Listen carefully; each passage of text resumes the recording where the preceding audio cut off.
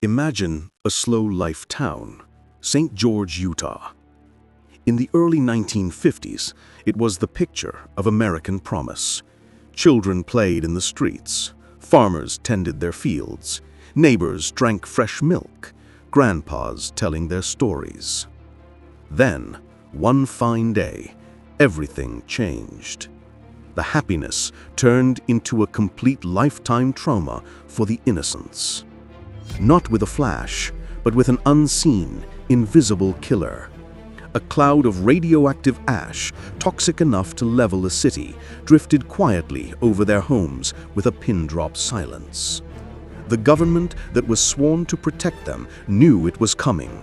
They watched it happen. And they responded the same like when we asked for Epstein files. Absolutely nothing. What unfolded next was not an act of God. It was a secret, calculated national sacrifice, a domestic nuclear catastrophe that created America's own Chernobyl without Oppenheimer, and they covered it up for decades, and still doing the same. This is the story of Shot Harry, the nuclear test they called Dirty Harry, and the cost of containment. I don't trust our government at all. I don't care who the president is. I don't trust them anymore because they blew up hundreds, like 900 bombs. They knew what happened to us. They saw what they did in Japan. I don't trust them.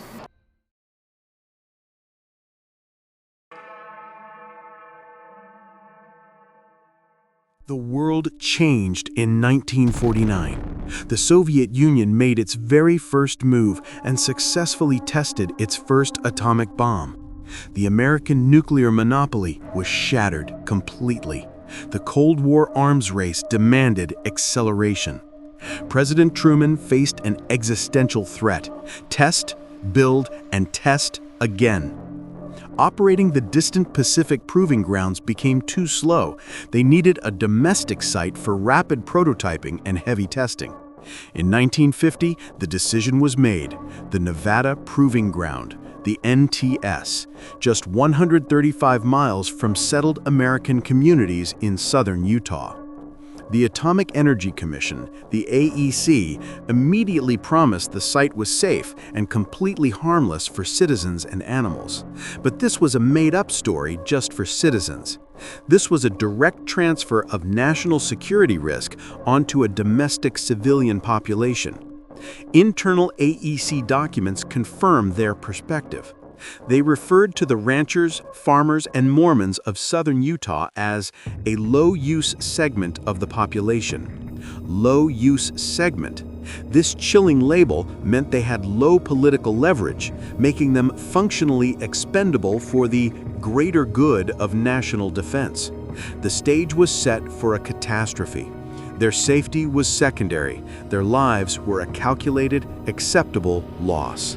They were ready to compromise the citizens' lives for the testings.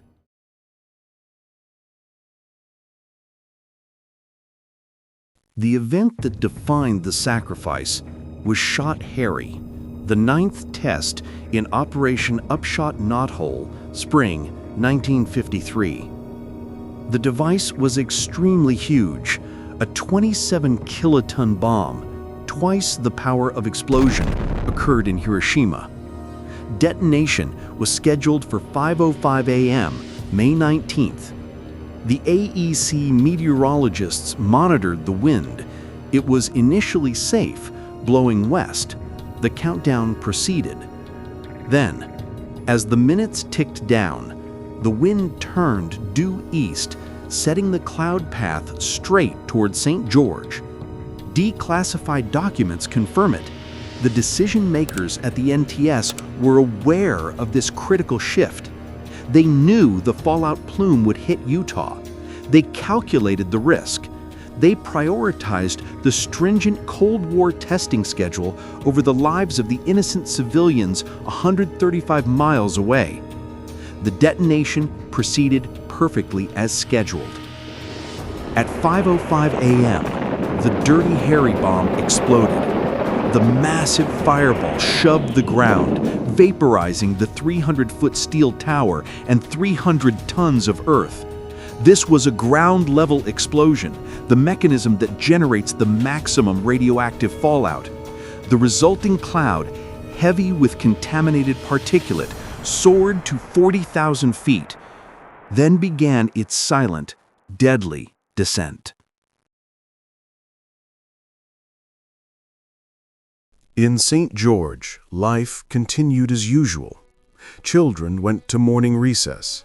Housewife Agatha Mannering was gardening. At approximately 8:50 in the morning, the radioactive cloud arrived. Frank Butrico, the AEC safety monitor, was caught unaware. He checked his instruments. Butrico reported that his Geiger counter immediately went crazy. The maximum reading on his scale was 300 milliroentgens per hour. Scientists estimate the town was hit with between 300 and 350 milliroentgens per hour. This acute exposure was comparable to the doses received by residents near the Chernobyl reactor meltdown. St. George had just experienced America's own terrible radiological disaster. Butrico immediately called his superiors, asking if he should warn the residents. The AEC's instructions said, "Do not issue a public warning. Prioritize panic control." By the time city authorities were eventually authorized to urge people to stay indoors, the fallout had settled. The most critical exposure window had passed. Agatha Mannering, who breathed the dust, was violently ill by sunset. Her skin was burning like a hot tar felt on her. She lost her hair within few days. This cloud, carrying 4.6 megacuries of iodine-131, was now settling into the soil, the water, and the fresh milk, guaranteeing a future epidemic. The first undeniable signs of disaster came from the animals. After the test, ranchers lost nearly 1,500 sheep, and veterinary reports confirmed the cause: radiation fallout. But instead of concern, the AEC chose concealment. Scientists were ordered to alter their reports and bury the truth. The reason was simple. Admitting fault meant opening the door to lawsuits. For decades, the AEC pushed propaganda, claiming the fallout was harmless. Meanwhile, the bodies kept piling up. In the 1970s, Dr. Joseph Lyon exposed the lie. Children living downwind had 7 times higher leukemia rates after 1953. In 1982, a federal judge called it what it was: a species of fraud. The ranchers were right. Armed with proof, nearly 1,200 victims filed Allen v. United States. Judge Bruce Jenkins ruled in 1984 that the government was undeniably negligent. Justice, it seemed, had arrived. But in 1987, the government appealed and won.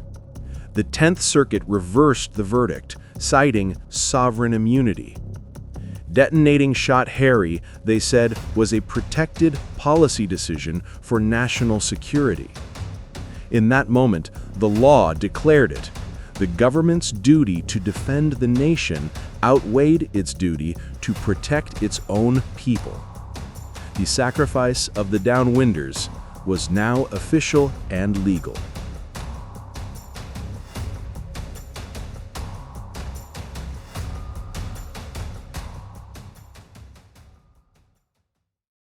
With the courts sealed by sovereign immunity, the only avenue left was political.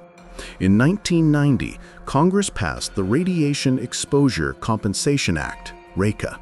This provided a $50,000 concession and a political acknowledgement, but it was not a finding of legal liability. This fragile justice is time-bound. Even after a recent expansion, the program is scheduled to sunset on December 31, 2027. The bureaucratic clock is ticking out on the elderly survivors. We are still paying the cost of that disaster. The health crisis is intergenerational. In St. George today, a government-installed radiation detector still records daily gamma radiation behind a local high school, a constant, silent memorial.